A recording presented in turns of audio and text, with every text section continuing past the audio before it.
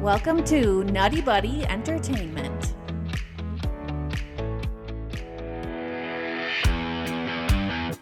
The Great.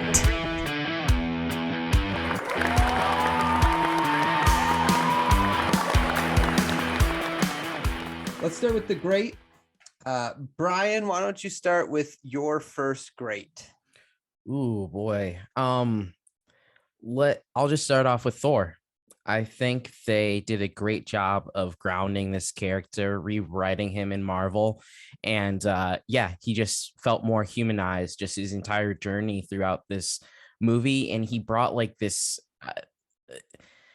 like levity to himself, which wasn't in the previous two. It just, he just felt more alive in this one. And, we could kind of connect with him better than we did in the previous one. So, yeah, he was great in this. Yeah, I agree. What you're agreeing to, Sarah?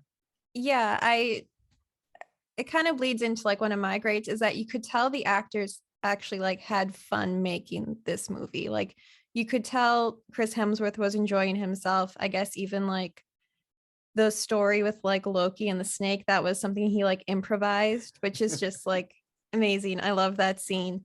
But even like Anthony Hopkins gets to have fun when he's playing Loki, playing Odin. Like you could just tell everyone enjoyed like being part of this, and especially Chris Hemsworth completely shined. I thought, yeah, his sense of comedy is great, but even just as Thor as a character, it felt very realistic. Like, yes, he's a bit more like world weary. He has all these terrible things happening constantly to him, but like what he says and how he's reacting to all these situations feels like entirely true to character. So yeah, it was great.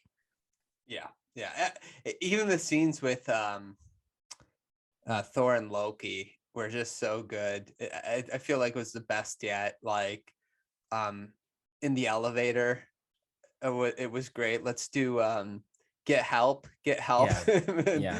And then how Thor, like you saw that their relationship developed to the point where Thor like just was used to his tricks, and so he got the best of him when he went and stole the ship. So yeah, everything about the actors and the characters, it was a fun movie. We felt it. And the director Taika Waititi, he said that 80% of this movie was actually improvised, like on the spot. So like those little, like all of the comedy and stuff pretty much was just like they were riffing off of each other, and you could feel that because it was fun, and it wasn't like, it didn't feel like too much, just like too comedy. There was still levity in it as well. So they did a great job of just like coming up with stuff. Yeah, I agree. I'll mention my first great is Hela. I think she is a great villain. I think one of the most underrated villain in the MCU, because like when you talk about really good villains, I don't know why she's like overlooked for some reason. Yeah. We don't get a ton of villains now where like they're just like power hungry type villains. Like they're always sympathetic now and have a sad story. And she's more like a power hungry villain. And as you guys know, who listen to the podcast, I love my villains. And I thought the actress and the character just knocked it out of the park. One of my favorite villains in the MCU. So Hela is part of my great.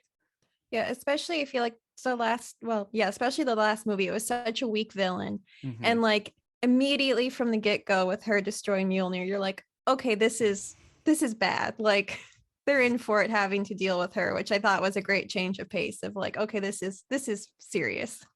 Yeah, I had her in my good, not my great, just because I wish we had a little bit more screen time with her, as well as just having her, because we only saw her, the first scene was on Earth, and then everything else was kind of just like on Asgard. So I wish we kind of got more of her, and maybe even going to like Sakaar. That would have maybe been a little bit cool. But I mean, overall, like her, and then as well as Surtur, I have him as my good because I thought he was actually a good villain, the guy in the beginning with fire and all that. Like I really like that. I think you mentioned in the last pod with the second movie, like he would have been a better villain than the dark elves that we got. But yeah, they're both just in my good, just because I wish they had a little bit more screen time and we could kind of develop a little bit more. But obviously we go to Sakaar, and then that's a whole whole nother thing. But that was also just fun to enjoy. Yeah, I actually had Sitar, right? Mm-hmm. I had him as a good as well, Okay. just because it would have been cool to see more of him, right? Like Yeah, he was no, in an yeah. off screen, and then at the very end, which it was funny that the two villains in the movie ended up like destroying one another, which was kind of fun.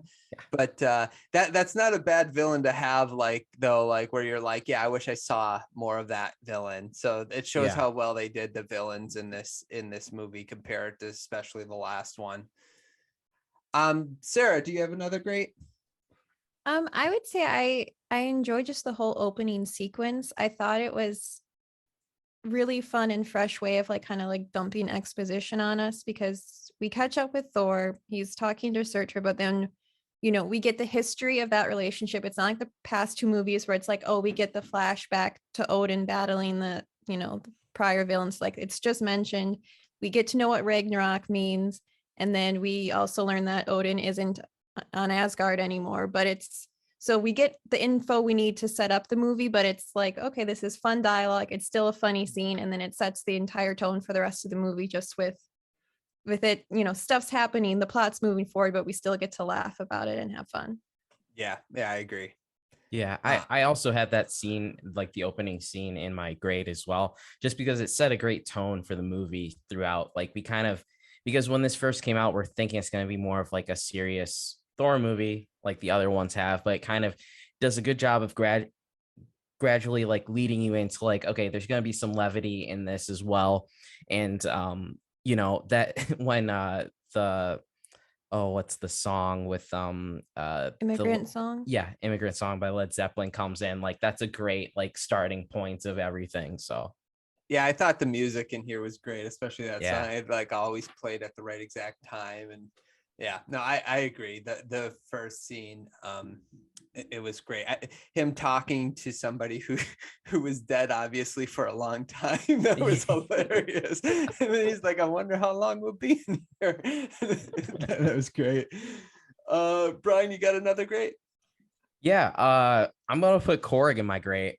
Yeah. He was, just like getting introduced to him, and he did such a like his just monotone like comedy in this was so good, and just like his little like one-liners coming in, it was so good. And like, yeah, the director played him, and yeah, he did a great job with it. I'm looking forward to the next movie with him in it too. So yeah, I got him in my grade. Yeah. I would agree. I love Korg. Yeah. What's the part? Meek too. Yeah, Meek. Yeah. Yeah, both of them were so good. You have another great, Sarah? I would say I enjoyed just like getting kind of more interplanetary stuff with this, because the last two were so like Earth focused, with parts, and this is just like, it feels more like a strictly like, this is a space movie. Obviously, like we have the beginning bits in like New York and seeing Odin and stuff, but beyond that, it's like, okay, like Sakaar is such like a well realized place, and it's just so bizarre, and everything that happens there is just like so crazy, and it's what I like to see, like for something like this where it's like, okay, they live in space, we need to see space, and we finally got that out of it. It's funny you say that, because that's one of the things I thought. It was like, man, this was the movie that should have been number 2, after, leaving Earth, doing some other things kind of like outside of the Earth storyline. Yeah, it was really good. That was well done. Let's see. I'm trying to think of any other grades that we didn't touch on. Brian, you got another one? You know what? I'm gonna leave it for my good. Okay. Actually, I'm gonna bump it down. So yeah. Okay, bumping it down. Any other for you, Sarah? No, I think I'm good. Okay. Overall, I had to bump some things down as well, just because I needed some for every category. But like the movie was great. I did like the lesson Thor had to learn. I'll just end it here, I guess. That was pretty great. Basically, like the power, even though the hammer was destroyed, it's his power. Mm-hmm. And that was kind of a cool lesson that he had to learn when he almost was dead, and his father's like, hey, the power's inside of you. The hammer just helped you control the power. Like when he said, what did he say? you're not Thor, the god of hammers. I was like, that's great. That was great. So yeah, to me, that was a really cool lesson for Thor to have to learn. It almost feels like a lesson for us as well, because it's like, oh, it's Thor and his hammer. That's what he is. That's his thing. And it's like, oh yeah, no, he's so much more than that. And so then you're excited to see too, like, obviously we know how he is in like Infinity War and Endgame. It's like, okay, where is he going to go from here now that he's got this, like, he's leveled up so much. Mm-hmm. Yeah, no, yeah, his character progression, like the lessons he learned through each of the 3 movies were pretty good as well. I'm gonna go my last grade. One more grade I forgot. Valkyrie. I have to give her a grade. Okay, you got her in your grade. Yeah, Okay. I Sounds had good. to. She was fun. Her story was intriguing. Her coming to the realization that she had to help Thor go after Hela, even though Hela killed her sisterhood or whatever, the other Valkyrie. I thought that was pretty good. I thought it was great though, like how she was trying to drown herself, and then her and Thor's like exchanges throughout the movie were really well done. So overall, great character to me. Yeah, no, 100%. And this is, she's such a better character than like Jane was in the second movie. And that's why Yes. this gives me hope for this movie, that they're finally going to be doing her right, because, they're going to be developing her in a good way. And he did such a great job, or she did such a great job in this movie. She was great all around. Just her whole relationship, even with Hulk, was really cool to see. Yes, exactly. Yeah, I like that too. Yeah. Okay, you guys ready to move on to the good then? Thanks so much for listening to Brian, Sarah, and I do the great, the good, the bad, and the ugly for Thor Ragnarok. Hopefully you guys enjoyed this clip. If you'd like to listen to the rest of the podcast, click on one of the links below or search where you listen to podcasts in your podcast feed. Please subscribe to the channel, like the video, and let us know in the comments below what is your great, good, bad, and ugly of Thor Ragnarok. Thanks so much for listening. I hope you guys enjoyed, and we'll talk to you guys soon.